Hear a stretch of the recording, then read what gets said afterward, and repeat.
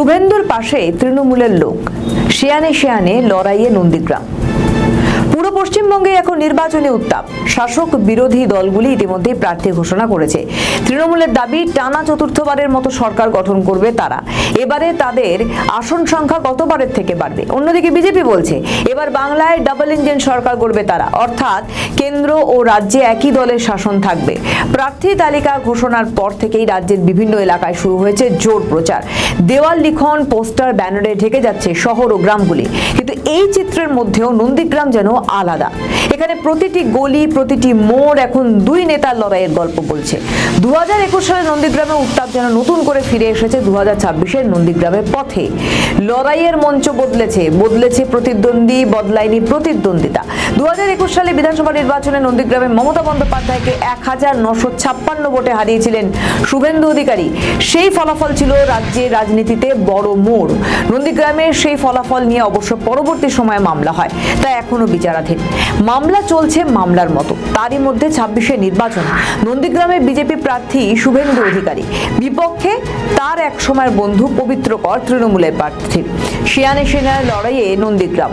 সম্প্রতি তৃণমূল প্রার্থী পবিত্র করের একটি মন্তব্য রাজ্য রাজনীতিতে শোরগোল ফেলে দিয়েছে। শুভেন্দু অধিকারীকে সরাসরি চ্যালেঞ্জ ছুঁড়ে পবিত্র কর বলেন, এখন শুভেন্দুর ডান দিক, বাঁ দিক, সামনে পিছনে যারা আছেন তারা আদতে আমারই লোক। ভোটের দিন তারা আমার হয়েই কাজ করবেন, মিলিয়ে নেবেন। শুধু তাই নয়, পবিত্র দাবি এবার তিনি 30,000 ভোটের ব্যবধানে জয়ী হবেন। প্রচারে বেরিয়ে বেশি কথা না বলে তিনি বলেছেন, আগের বার প্রতীক দেখে ভোট হয়েছিল, এইবার প্রার্থী দেখে মানুষ ভোট দেবেন। তারাই জানেন কাকে বেছে নিতে হবে। অন্যদিকে শুভেন্দু অধিকারীর হিন্দুত্বকে হাতিয়ার করে জনসভা থেকে সাফ কথা, সব হিন্দু ঘরে ঘরে গেরুয়া ধ্বজ উঠবে, মৌলবাদী জেহাদিদের সঙ্গে হিন্দুরা থাকবে না। দেখুন, একটা বিষয় স্পষ্ট, হিন্দুত্বকে হাতিয়ার করে শুভেন্দু অধিকারী মন্তব্য করছেন। অন্যদিকে পবিত্র কর নিজের ঘরের ছেলেকে ভোট দেবে নন্দীগ্রামের মানুষ, এই স্লোগানকে সামনে রেখে প্রচার সারছে। কিন্তু নন্দীগ্রামের ইতিহাস বলছে নন্দীগ্রামবাসী উন্নয়নের লক্ষ্যে জনপ্রতিনিধিকেই বেছে নেবেন। শেষ পর্যন্ত নন্দীগ্রামের মানুষ ভূমিপুত্র পবিত্রকে বেছে নেবেন নাকি হেভিওয়েট শুভেন্দুতেই আস্থা রাখবেন, মে মাসের 4 তারিখেই তা জানা যাবে। আমাদের ভিডিও ভালো লাগলে লাইক ও শেয়ার করুন, কমেন্ট সেকশনে আপনাদের মতামত জানান।